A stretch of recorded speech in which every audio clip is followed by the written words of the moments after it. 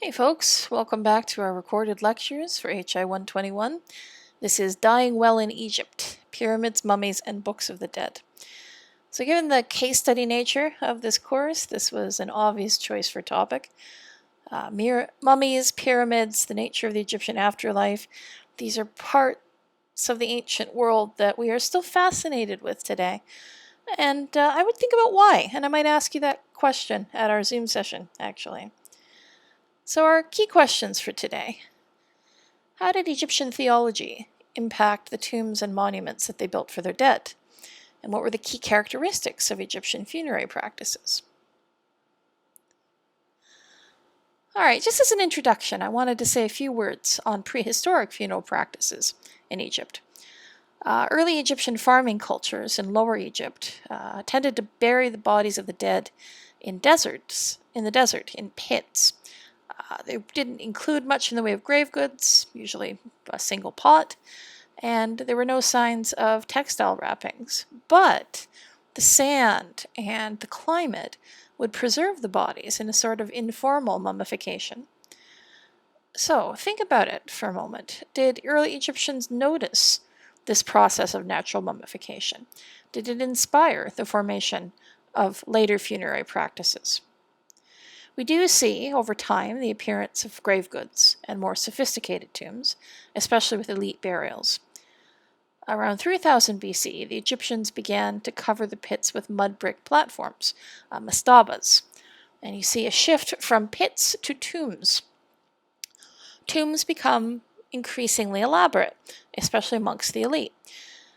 Interestingly, after the development of the pyramids for the kings, the nobles and elite officials still used the mastaba tomb form so that they could be buried around the pyramid to form a sort of eternal royal court.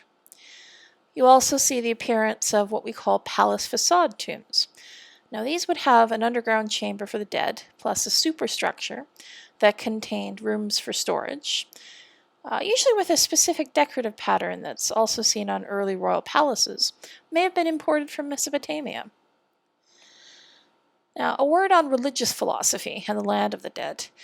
In Egyptian belief, death is a passage to the afterlife. It is the end of one journey and the beginning of another. The realm of the dead is also called the land that loves silence, or the beautiful West. The West, of course, is where the sun sets.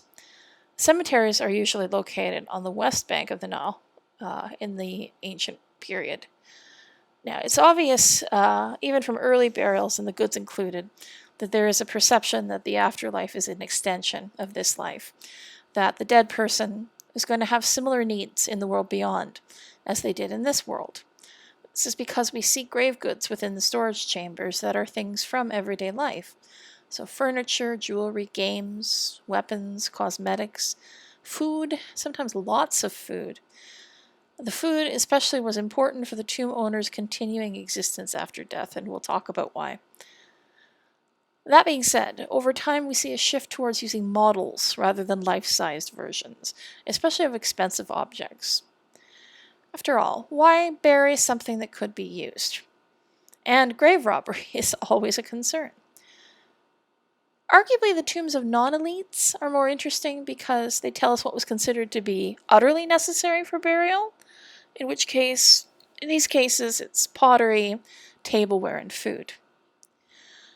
Obviously, tombs of larger size can't be built right after the person dies, so we start to see staircases being built to allow for access to the underground chamber, and there's an image there that shows you what I mean. The tomb can be built ahead of time as a result, and the dead person and his goods or her goods can be added after the fact. This seems to have been sort of a conceptual leap. By the Second Dynasty, tombs look like underground copies of houses, and the mastaba itself usually becomes much simpler, just a solid structure. Everything that's necessary is below. We do, however, see additions of small chapels where services could be performed for the dead person. And we also see the increasing use of stelae. So these are stone monuments that are set up at the mastaba. At first, they just announced the identity of the tomb owner, but by the Second Dynasty, they included lists of grave goods with an image of the tomb owner. hard to translate these because hieroglyphics are not well developed at this point, but if you compare them with later lists, it suggests that, they said that there was food there, oils, linens. Food, the connection is obvious. Oils and linens relate to mummification. And this would have been the early version of mummification, where the body was simply wrapped in resin-soaked bandages. All right, let's get to the pyramids. This is what you came here for, or figuratively came here for, after all. So we see the sharp change in funerary practices by the time of the Third Dynasty. This is the beginning of the Old Kingdom of Egypt. There are many more death-related innovations. Coffins become typical of elite burials, sometimes of stone, which make them sarcophagi, more usually of wood, however. Tombs would be decorated with scenes from everyday life. But you also see less in the way of grave goods in the 3rd and 4th century. Chambers become smaller, tomb stelae become more important. They stand as a sort of symbolic representation of what the dead person was to have in the next life. And this may have been a natural shift towards not wanting to waste goods, also an increasing fear of looting of tombs. But at the same time, this is where we see the first monumental examples of elite tombs, specifically the pyramids. And the first one we know of is Djoser's Step Pyramid, which was built around 2650 BCE. Now, it is unusual in that it was built of stone, which had to be imported. The granite came from Aswan, the limestone from the other side of the Nile. Really, primarily stone buildings are only an option for the rich and the powerful at this point in Egyptian history. The logistics demand it. The Step Pyramid is built at Saqqara, near what was then the royal capital of Memphis, and it was surrounded by a complex of other buildings. So there were other tombs, there was a mortuary temple where the king's body would be mummified, and there were also smaller pyramids. There's also a serdab. So the serdab is a small room with a statue of the pharaoh, where the pharaoh's spirit could live if his mummy happened to be destroyed. And that's common in elite tombs from this period. The best way to look at the Step Pyramid is as an elaboration on a mastaba tomb. And this elaboration is driven by theological ideas. The steps of the pyramid would bring the spirit of the king closer to the sun, and we'll see why that's important in a little bit. The limestone was used for the internal blocks. The pyramid was then sheathed in the higher quality stone, which is obviously no longer there. And the Step Pyramid had many corridors and rooms inside. The implication is that the king needed a private palace even after he was dead. Several of the rooms were tiled in blue, which may have been intended to evoke the Nile. The burial chamber itself was lined in granite.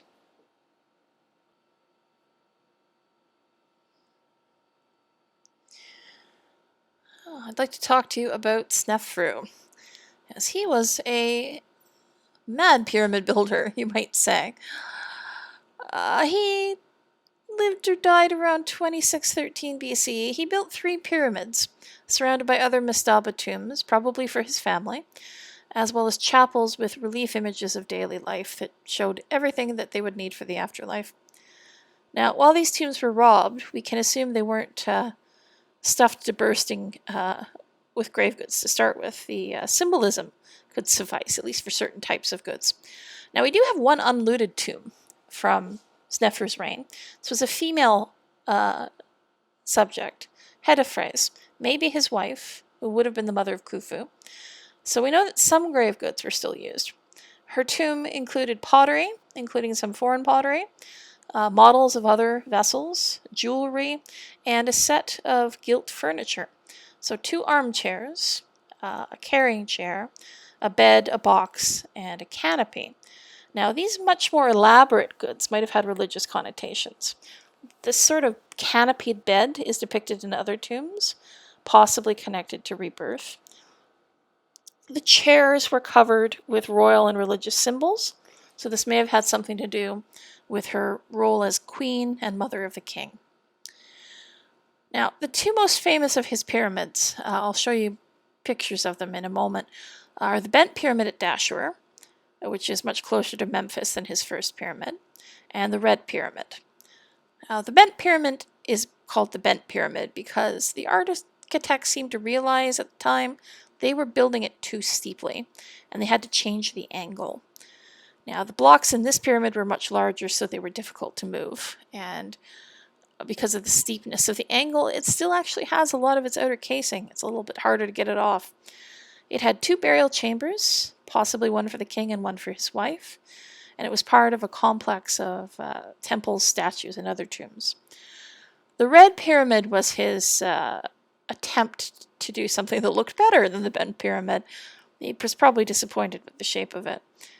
It's red because of the iron oxide in the stone, and because it wasn't steep. It has a much more gentle slope. The limestone sheathing was stolen. It had 1 burial chamber, and some human remains were found in it. Bits of bone. Was it Snefru? Hard to say. So there's the bent pyramid. You see where they realized that they made a mistake, right? And they immediately shift the angle. And there's the red pyramid. Very different. I'll go back so you can take a look again. Bent pyramid, red pyramid. Giza pyramids.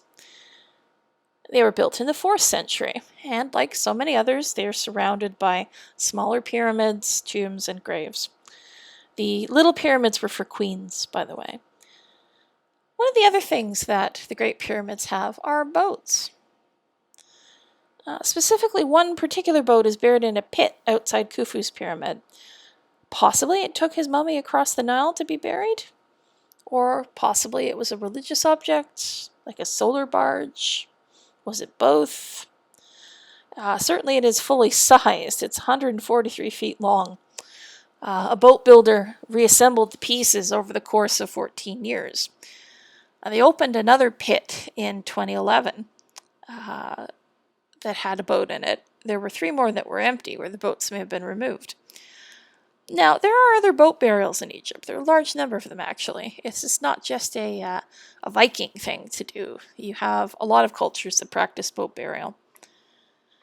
Now, the Great Pyramid had a long gallery with 26-foot tall walls. That's a quick shot of the exterior. There's the Grand Gallery.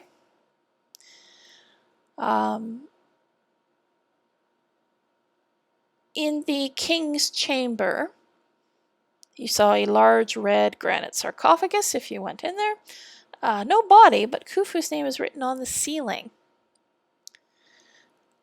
Now, Khafre's pyramid is smaller than Khufu's, but it's on higher ground, so it actually looks taller. And in the Greek and Roman period, it was thought to be solid. But Giovanni Belzoni decided in the 19th century he would discover the secrets of this pyramid. He would find the way in, and so he did, and he was busy patting himself on the back when he located Arabic graffiti from the 12th century claiming that the king had opened the tomb 600 years before. So Belzoni did the only sensible thing and scratched his name and date into the same wall. Yeah, sorry, I amused myself too much with that animation. Yeah, remember what I said, 19th century archaeologists, much to answer for. Now, one of the later pyramids that's very interesting is the pyramid of Unas. It was built 200 years after the Great Pyramid and Khafre's pyramid. It's much smaller because Unas was not as wealthy. He ruled during a period of climate change, food shortages, and just hard times in general. But the causeway between his temple and his pyramid included carved images of how the stone was moved from one part of the country to another. It was moved on barges heading from the quarries at Aswan upriver. The inscriptions and the images also show craftsmen at work making objects needed for the pyramid. So that's pretty remarkable in and of itself. And when they actually got into the burial chamber, they found something even better. They find the pyramid texts. This is the first hieroglyphic writing within a pyramid that we know of. was carved into alabaster and painted. The pyramid text, you're going to read a little bit of them in the mortuary text reading. These are magical spells that are telling the story of the king's rebirth and resurrection. They are the earliest death-related texts that we have from Egyptian history, and specifically they were just for the kings. Now, the later pyramids, those from the Middle Kingdom, didn't survive as well because they used mud brick. So as you can see, the Black pyramid looks like a pile of rubble, more or less, at this point. You can see it behind the bent pyramid there. Now, the question of construction comes up always. Were the pyramids built by slaves? The Greeks believe so, but really, the current consensus is that most of the workers would have been farmers who had less to do where the crops were growing. There would also have been a professional construction class, stonemasons, carpenters, and artists. We know that they existed because so many of them were buried in a workman's cemetery near the pyramids. The process of construction is something of a mystery, to be fair. At least all kinds of pseudo-historical explanations. I mean, I'm a medievalist by trade. You wouldn't think that medieval people, without sophisticated tools, could build something like a Gothic cathedral, but they do. Craftsmen usually find a way. Sometimes that's through trial and error, like with the bent pyramid there, but they usually do find a way through. Alright, let's talk about mummies. Why mummify the dead? A simple answer to that is that Egyptians didn't have a simple division between body and soul. To them, man is a composite of physical and non-physical elements, or kaperu manifestations. These are different aspects or modes of human existence. Death was a mode of transfiguration into something closer to the divine, but you still needed a physical form for your ka, your life force, to inhabit. It still needed food, hence the requirement for food and drink offerings made at tombs. There are other aspects at work, too, other parts of your being that were dependent on the preservation of your physical form. So, for instance, the heart has to be specially preserved because it's seen as the location of the memory and intellect. And if you're going to control your own fate in the afterlife, you have to have your heart, basically. Mummification takes its more complex form by the time of the 4th dynasty. You get this is the gross stuff that you learned in primary school. The liver, the intestines, and the stomach are removed.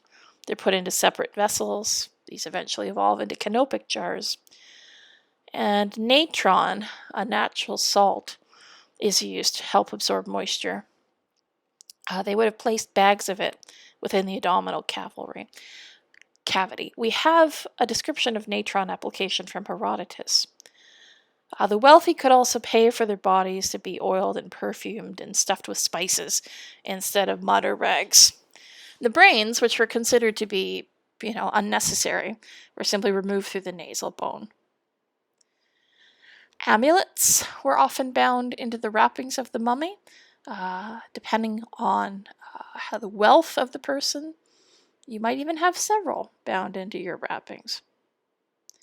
Now, Herodotus actually claims that there are about 3 different grades of mummification, and they depended entirely on one's wealth.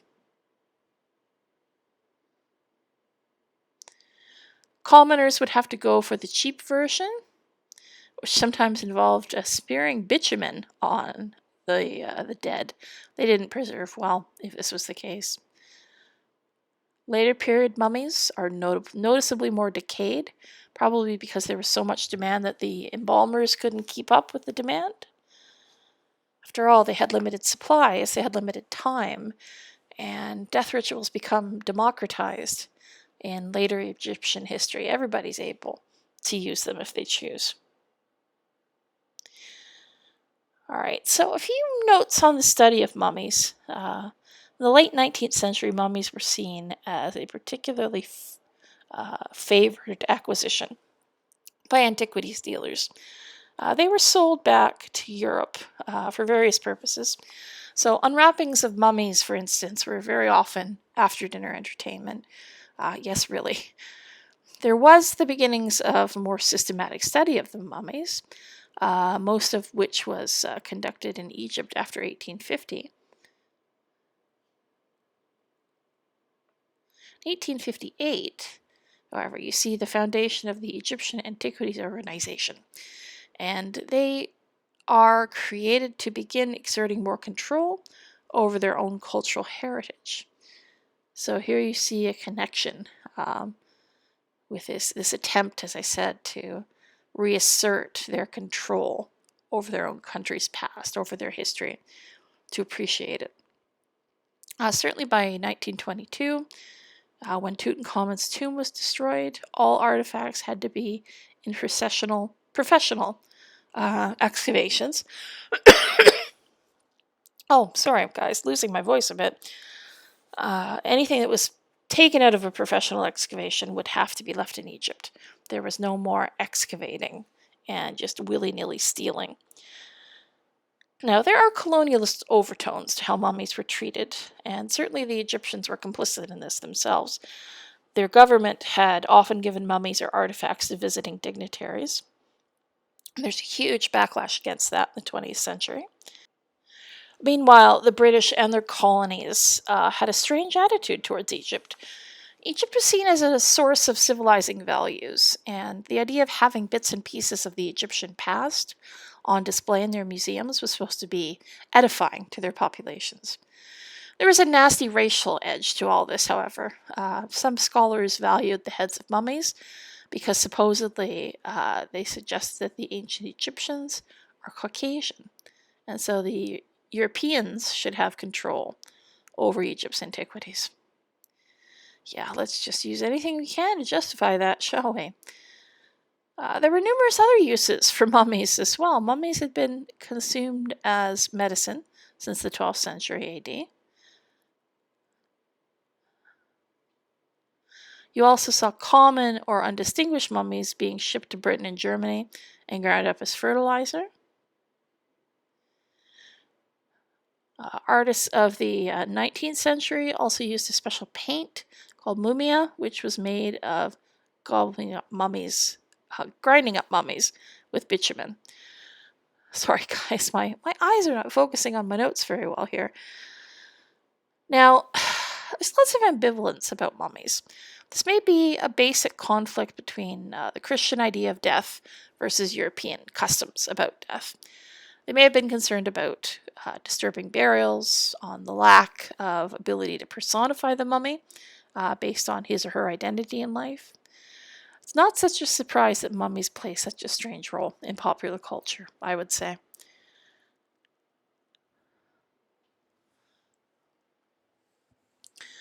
Alright, so just to wrap up today, I want to cover the nature of the Egyptian journey to the afterlife. Important thing to remember about Egyptian death rituals: originally, each major concept is defined for use by the ruler. It would only eventually expand to use by non-royal persons. And different ideas about the afterlife often were maintained side by side for centuries. The different doctrines are not synthesized into any one true doctrine, which tells us something interesting about European society and its attitudes towards religious pluralism. Now, the earliest death-related texts are the pyramid texts of the Old Kingdom that we looked at briefly earlier. The earliest idea of the actual night journey that the king takes comes from the pyramid texts.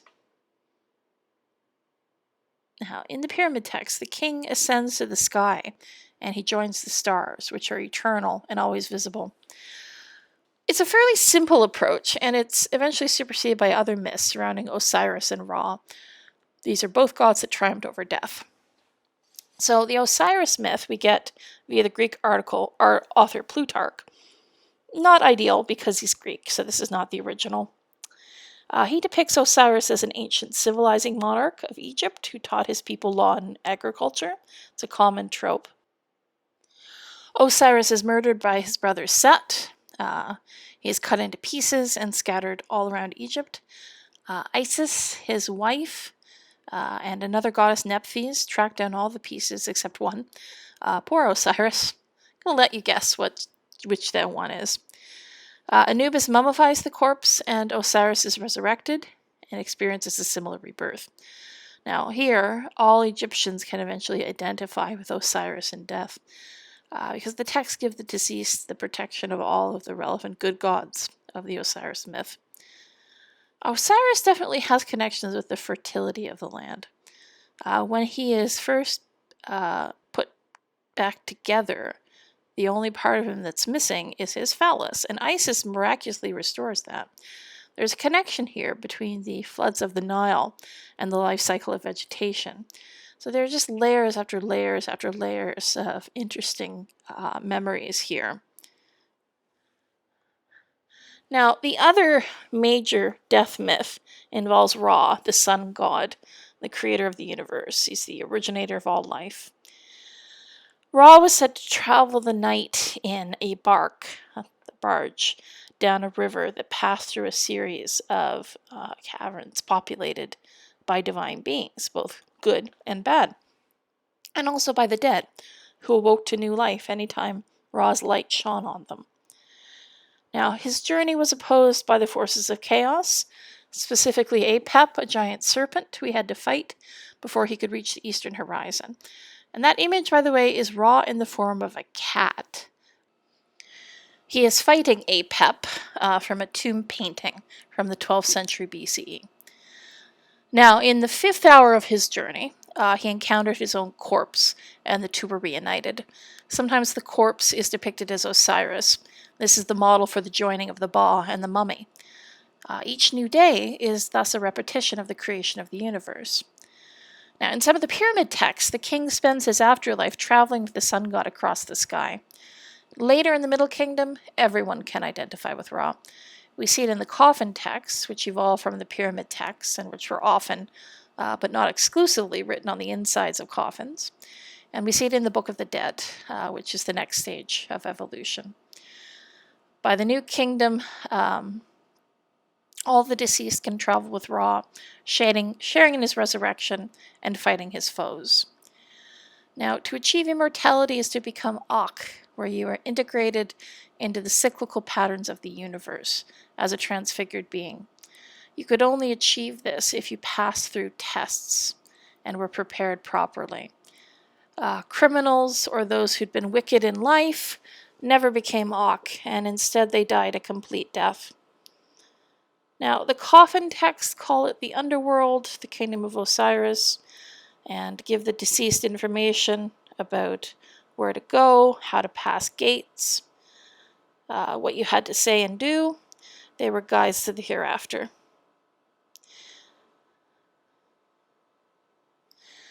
Now, this image is the judgment of a soul. When you are judged, you're seen as either righteous or wicked. The wicked are punished, and the righteous wind up in the field of reeds or the field of offerings. You might be able to get out of being judged poorly if you had a shabti, for instance. This is a figurine that could protect you. You were judged according on whether or not you lived by ma'at, which is what is right. Your heart is put on one side of the scales. A feather is put on the other by Ma'at as a goddess. The deceased had to swear that he had committed no crime. If he's telling the truth and the judgment is positive, the heart stayed lighter than the feather. If not, the deceased could be devoured by Amut, the devourer of the dead. But here's the thing, nobody is sinless. An Egyptian belief is modified to allow for an out to keep your heart. You had to keep the heart quiet about things that Osiris or Ra didn't need to know. Again, you could be buried with a shabti or an amulet, and we have some inscriptions from these amulets that are interesting. One of them is a protective spell, and it says, "Do not stand up against me, do not witness against me, do not oppose me in the tribunal, do not incline against me." So it is put over the heart because it's an instruction to the heart. So what I'm hoping you're seeing is how environmental factors, religion, burial practices, architecture, social trends, economics, all of it feeds into each other and shapes how Egyptians approach death. The Egyptian concept of the afterlife and the concrete steps they took towards it appear highly elaborate, and they are, but they're also continually evolving. They're not monolithic beliefs and practices, and to me that just makes them more interesting. Okay, thanks guys. I hope the seams are not so obvious in those. I kept having to restart. I think I managed to get everything across. I will talk to you soon. Thanks.